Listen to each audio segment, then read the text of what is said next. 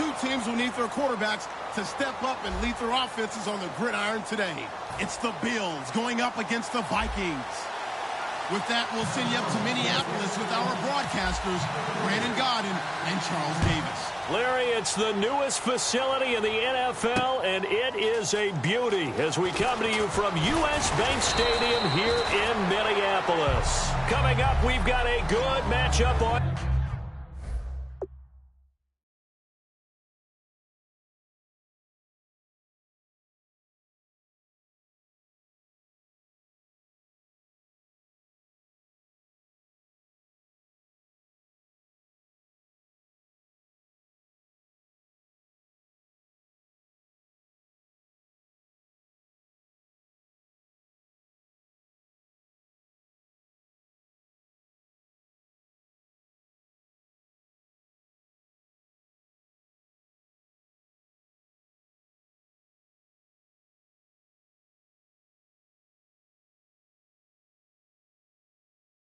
Tap between the Buffalo Bills and the Minnesota Vikings.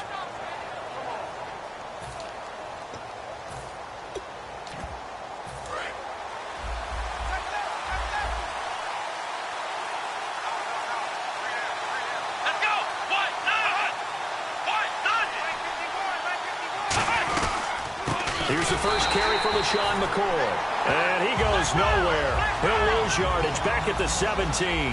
That's going to go as a loss of 4, and it'll be second down. On second down, here's Taylor. He's got his man on the comebacker. That's Watkins. I know the object for us when we call games is to be neutral, but I have to tell you, I'm rooting so hard for Sammy Watkins to have an injury-free next season, just to see everything that he can do and give himself the best opportunity so that we can see it. Yeah, over the last 2 years, he's missed 11 games. It's tough. The one bright spot for him, though, is Clemson Tigers did win the national championship. Yeah, I think that's going to give him a little bit of comfort, but what he wants more than anything, a healed foot and a chance to be the #1 receiver he was drafted to be. And Buffalo wants that, too.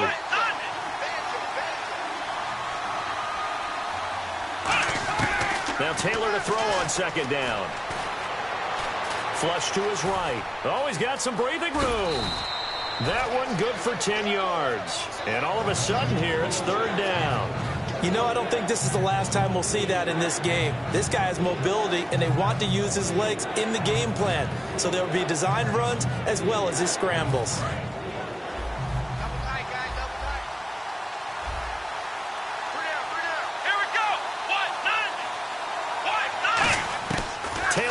Throw on third down. Over the middle and caught by the tight end play. The completion there winds up a wash, and it'll bring up fourth down. Pass complete, but no gain. No yards. Yeah. So you file that as unsuccessful. Yeah, you do, don't you? Except on the stats, throwing the ball. Get a completion. You get a catch. Yeah. But still, no yardage. Okay.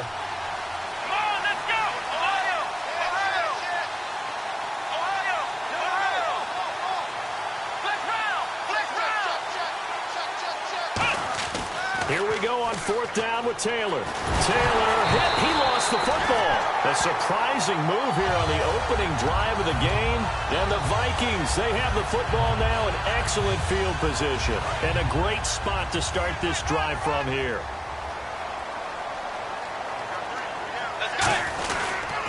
Now the first carry for Adrian Peterson.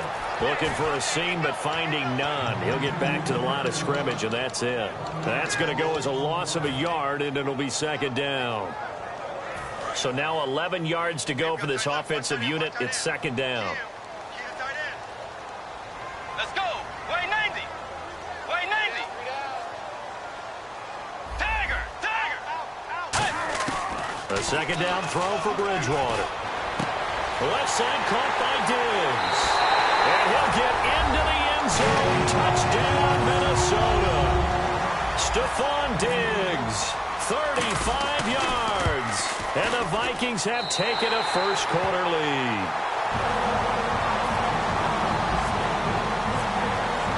Format to send it away now following the touchdown. That's fielded in the end zone.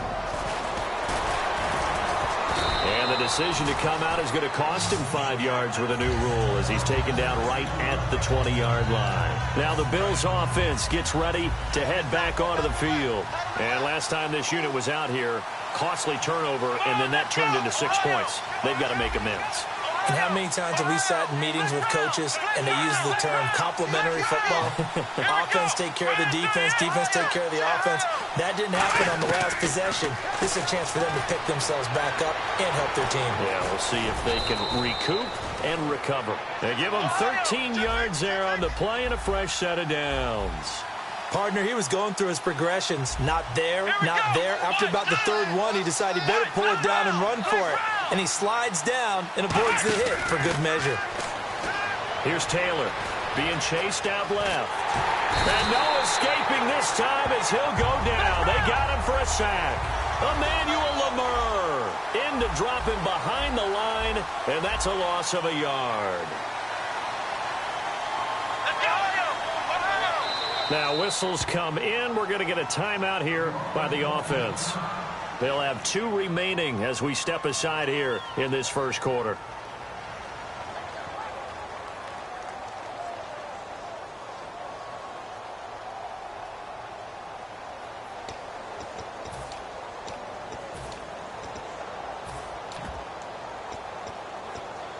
So the defense gets to the quarterback. Now the offense backed up on second down.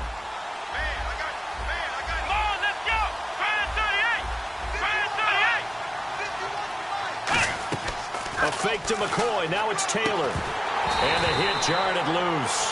It's incomplete. Sammy Watkins, the intended receiver. And that takes us from second to third down. And this O-line, it is the lifeblood of the offense. They established the tone. Mean, nasty, physical. They can't wait to get after people. That allows the rest of the offense to feel confident.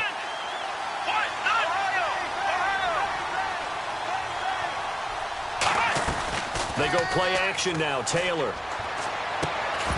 And he couldn't hang on to it through the contact. Incomplete. Looked like they had an opportunity for a big play across the middle, but he didn't have the concentration or the focus necessary and dropped it before he could haul it in.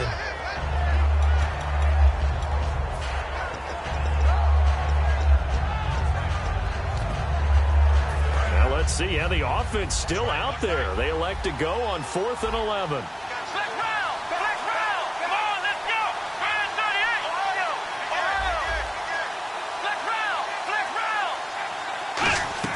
They'll indeed go for it. It's Taylor. And it is incomplete. A surprising move to go for it. Predictably, at least somewhat predictably, it doesn't pay off. You know, for this Vikings team, as they come back out here on offense, I don't know that any group had more of a roller coaster ride than them in the 2016 season. The quarterback change at the beginning, the hot start, and then the cold middle. It was just a tough year for them, wasn't it? It really was, and when you look at how their season went, you mentioned the roller coaster. A lot of it can come back to the injuries, especially along the offensive line. I think by around October, maybe even early November, I'm surprised you and I didn't get a call to go audition to be a left tackle there because they were just down so many guys. So that made it difficult to run the ball and to protect Sam Bradford, their quarterback, and it reflected in their final record. It's a 10-yard pickup, and it moves the chains. Back now with Charles Davis. I'm Brandon Gaudin. Second quarter begins with the Vikings holding the football, and they've got it here with a first down. Red zone opportunity.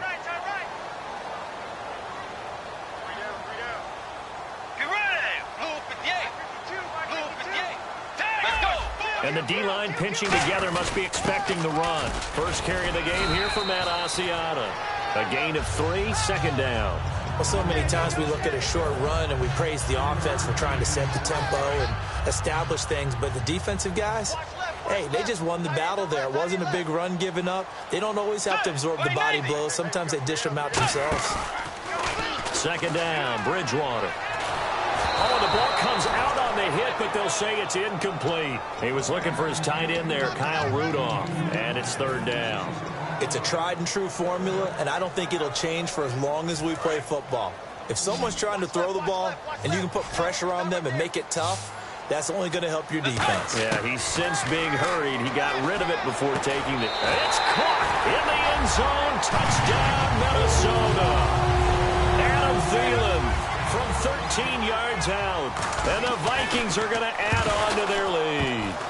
Oh, this is blocked. Through an opening, and there he goes. 30, past the 20. And he takes it the distance across the goal line for 2 points. Forbat to send it away now following the touchdown. Fielded about a yard deep. And with a new rule, that decision to bring it out will cost him about 5 yards as he only gets to the 20. And the Bills getting set to go. And last time out, went for it on 4th down, turned it over, gave him great field position, turned it to 6 points, so they've got to recover here, Charles. It's amazing what one decision can do in the chain of events, right?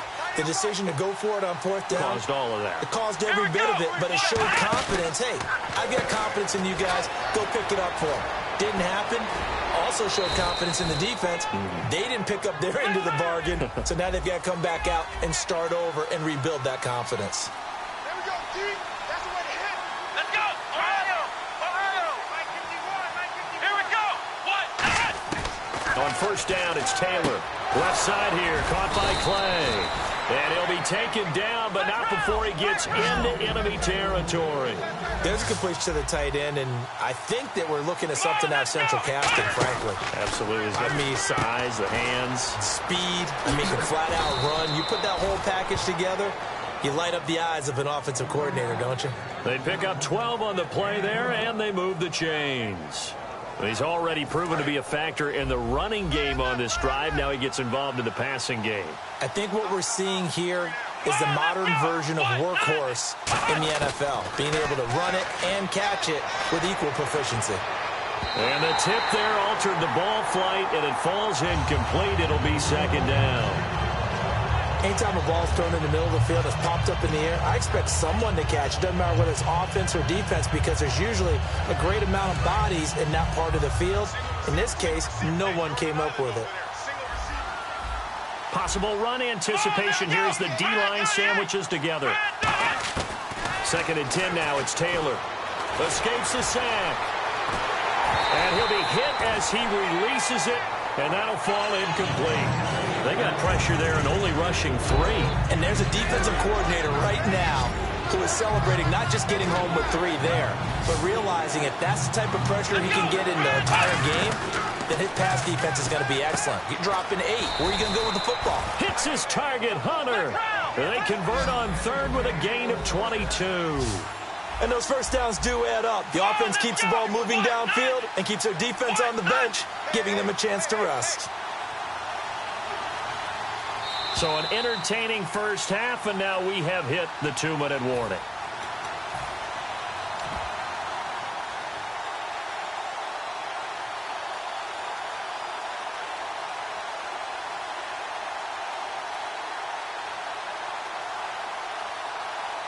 Fresh set of downs here.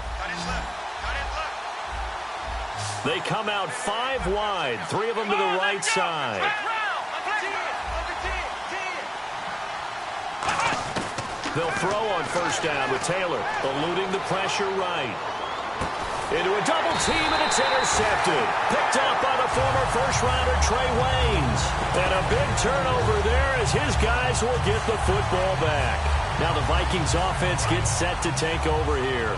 And they will simply, Charles, be looking to duplicate what they did last drive when they were able to push it in for 6. And they hope it'll be that easy, right? To be able to take exactly what happened before, replicate it. They have to make a few additional changes along the way because I'm sure the defense will make some adjustments, but they've got to have great confidence having scored the last time out. And they still need 8 yards for the first here on 2nd down. Back near the goal line, Bridgewater. And he will find his man on the outside. It's a pickup of 16 there, and it'll lead to a new set of downs. Anytime there's an open target and there's a reception, the next thing you're looking for, the ability to break a tackle and gain additional yardage. That's what we just saw. So the offense has it 1st and 10.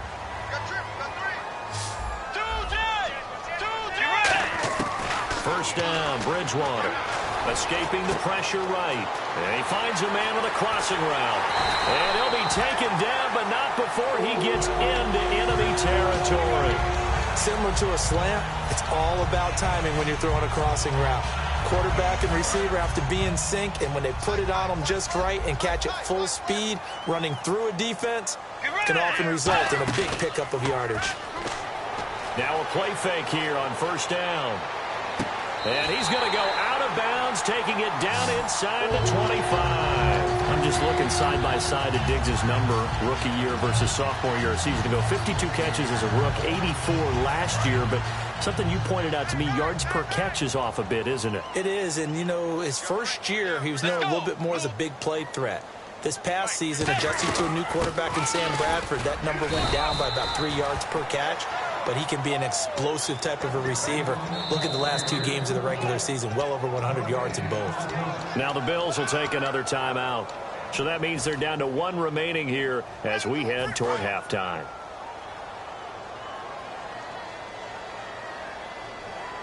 Let's go. Back to the ground. This time it's Peterson. And able to push his way forward here for a good little gain. That second down run, a big help. The 7 yards leaves them with just a 3rd and 3 now. And here comes play number 6 on this drive. They come out here in the eye. They'll run it. Here's Peterson. He didn't get the touchdown, but he did get the first down as he's tackled at the 1. Now hold everything here. We're going to get a timeout by the offense. It's just their first, so they'll have 2 remaining here before we get to halftime. And he'll get in. Touchdown, Minnesota. Teddy Bridgewater as the first half is winding down. And the Vikings find a way to stretch their lead. I heard a coach talk about those late-in-the-half scores, especially ones that give your team a pretty decent cushion. He said those could be the ones that can finish off a squad if you let them. Yeah, they've got the cushion. This half has been theirs. Forbath to send it away now following the touchdown. And this will be a touchback as that sails over the end line. And the Bills comes out ready to take over. And with time quickly fading here in the second quarter, not sure how aggressively, offensively they want to play this. I think we'll find out just how much they trust their guys in this situation if they decide to take a shot. He'll set up the screen to McCoy. And they're able to get this one across the 35. It'll go as a gain of 12. And it'll be a Buffalo first down. When you run a screen pass really well, you got to like the look of it because so many parts come together to make it work well. The offensive linemen where they're faking people out, the back slipping out there, catching the football. Then looking for Watkins, and it's intercepted. Picked up by the former first-rounder Trey Waynes.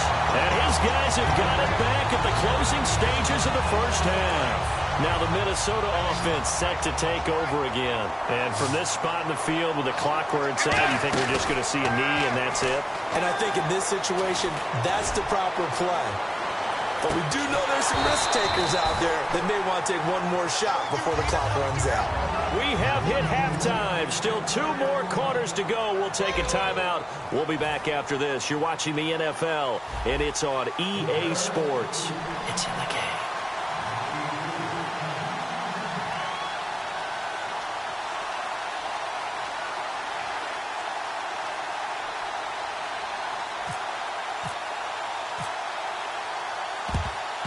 The Bills say they have it, and they do. Well, I guess they felt like they needed something to get them going. Maybe you wait for this type of a play, but they try the onside kick, and it works. I'm starting to wonder if the analytics coach is starting to get involved in the football nowadays. When you see this type of play made, this type of a risk taken, sometimes there's a different influence that's going into the head coach's ear.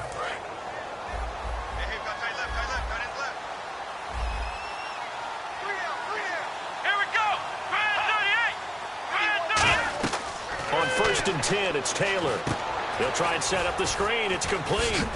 So he got free of 1 tackle, but couldn't do a whole lot else. They hold him to only 2 there on the screen. It's second down. Looking to speed things up here, going with some tempo. So many things have to come together just right for a screen pass to break for big yardage. The blocking, the timing of the pass to the runner, Everything has to fit together just right. But on that play, the defense was able to disrupt things and hold it to a short game.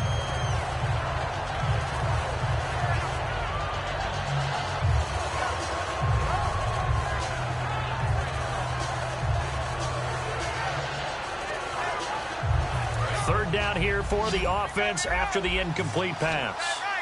They come out 5 wide, 3 of them to the right side. On third down, Taylor. And that is incomplete. If you're a defender, one of the fun things about playing zone defenses, especially in today's football, is that it's not as static as it was in the good old days, meaning you just drop to a point and react into the football. Now you end up with a lot of man-to-man principles once you get into your zone defense. In other words, get to your assignment and then locate a guy coming into your area, and then you end up covering him almost man for man. That allows him to make more plays on the football like the one we just saw there. And he's got his man. It's the tight end Clay. It'll be a gain of 11. And on fourth down, they're able to convert and move the sticks.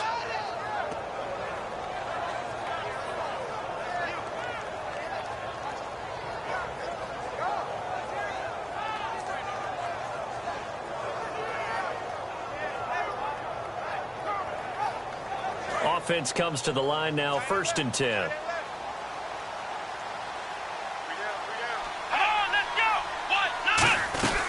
They'll run it now out of the gun. And some good tackling there as he stopped up at about the 41. Give him 3 on first down.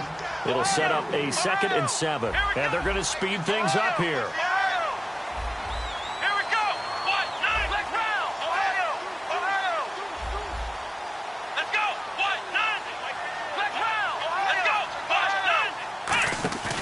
Fake to McCoy. Now it's Taylor. And he's going to be intercepted a 3rd time. Picked off by the linebacker, Eric Kendricks. And he's able to take this one back to the 36-yard line. It's the Vikings' turn on offense. We get ready for their first possession of the second half. They come out here in the eye. They try to fire up the run game with Adrian Peterson. Just a yard on the first down carry, so it's 2nd and 9. I do know from experience that when you slow down someone's running game, you're now doing the dictating on defense. And guess what? Now you're getting ready to tee off on their quarterback because they have to throw it all the time. But you still have to be alert for the draws and other plays of that nature to make sure you don't get hurt. Let's go. They run again with Peterson. And he'll get this up to about the 38-yard line. He only got a couple on that one, so not a ton of help. They'll have a 3rd and 8 forthcoming. In my book, that's running the ball well, but with intelligence. How about him keeping the clock moving, staying in bounds? Yeah, even though it's the 3rd quarter, you're thinking ahead, aren't you? This is where your running game can really help you with a lead in the second half. I agree totally. It's not just end-of-the-half situations that you worry about the clock. It's throughout the game.